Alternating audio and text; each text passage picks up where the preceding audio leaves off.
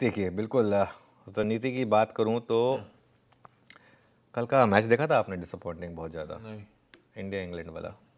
कल हम हार गए हाँ। और ये पहली बार हुआ। और ये पता है, मैं परसों मैं अपने दोस्तों के साथ डिस्कस कर रहा था, जब हम वो पंत और राहुल बहुत अच्छा खेले, कोई कंप्लेन नहीं है, लेकिन आधा घंटा उन्हें और खेलना चाहिए था। वो जो हम एक ब्रेवाडो में आ गए थे ना कि बस अब हम फटाफट रन बना के और इंग्लैंड को टारगेट देंगे। पहले टेस्ट मैच को आपको सिक्योर करना होता है, उसके बाद आप जीत की तरफ बढ़ते हैं। ये क्लासिकल टेस्ट मैच का वो होता है, वो ज़बरदस्ती के वो सिर्फ वो 2 बार जो हमारे कोलैप्स हुए हम उसकी वजह से हारे। अब आप इवेंचुअली बॉलर्स को ब्लेम कर लें, जो मर्जी कर लें, लेकिन इसमें एक और चीज़ हुई, 5 सेंचुरी बनाई हमने और हम टेस्ट मैच हार गए। इतिहास में पहली बार हुआ है कि किसी टीम ने 5 सेंचुरी बनाई हो और वो मैच हार गए।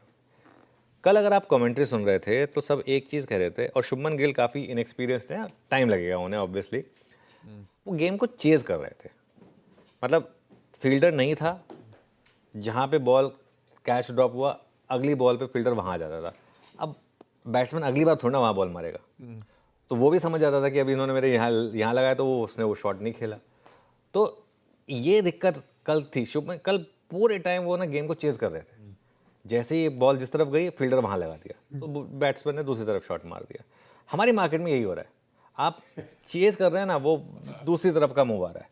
तो इस मार्केट में अगर वो आपने प्रॉपर स्लिप और प्रॉपर वो जैसे कहते हैं गली फील्डर अगर वो सब लगा के रखे होते तो वो ठीक है, 1-2 बार एडजस्ट, कभी ना कभी तो कैच होता, कैरी होता वो। अब वो खैर कैच भी छोड़ रहे हैं आप, वो यशस्वी जायसवाल और तो वो तो खैर अलग ही बात है, लेकिन एटलीस्ट कैचेस आते तो सही वहाँ पर।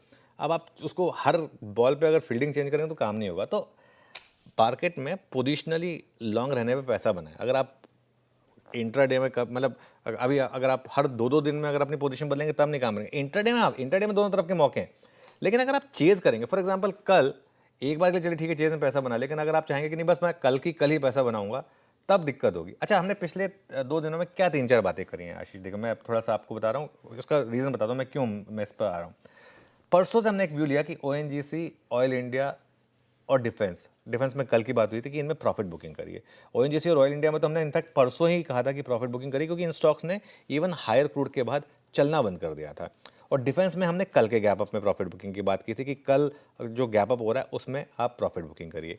मंडे से हमने 3 स्टॉक में लॉन्ग कराए थे हमारे व्यूअर्स को, इंडिगो, एचपीसीएल और बीपीसीएल। क्लोजिंग में, मंडे की क्लोजिंग से इन 3 स्टॉक्स में हमने लॉन्ग की बात की थी। उस समय मुझे थोड़ा पता था कि क्रूड इस तरीके से कोलैप्स करने वाला, लेकिन वो स्क्रीन आपको बता रही थी। और ये सारी की सारी जो थी ना, ये इनमें पैसा ज़बरदस्त बना होगा क्योंकि सारी की सारी लॉजिकल ट्रेड्स थी।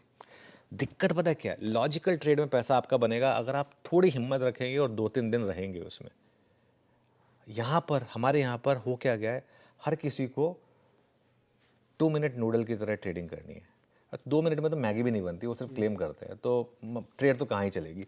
तो थोड़ा लॉजिक के साथ अगर आप ट्रेड ले रहे हैं उसको थोड़ा समय दीजिए, वो चलेगी वो इवेंचुअली ट्रेड। जैसे कि एच पी बी पी और इंडिगो वाली ट्रेड चली, जैसे कि वो ऑयल इंडिया और ओएनजीसी वाली ट्रेड चली, जैसे कि वो इंटरग्लोब एविएशन वाली जैसी ट्रेड चली। जैसा कि मैं आपको एक और एग्जांपल देता हूँ, पिछले हफ्ते हमने टाइटन की बात की थी कि गोल्ड प्राइसेस अब गिरना शुरू हो गए हैं, ये स्टॉक शायद अब चलने को तैयार है। तो ऐसे थोड़े लॉजिक, लेकिन रहना पड़ेगा थोड़ा सा स्टॉक में। ये नहीं है कि बस आज की आज ही मुझे 1 घंटे में पैसा चाहिए, ये नहीं होगा।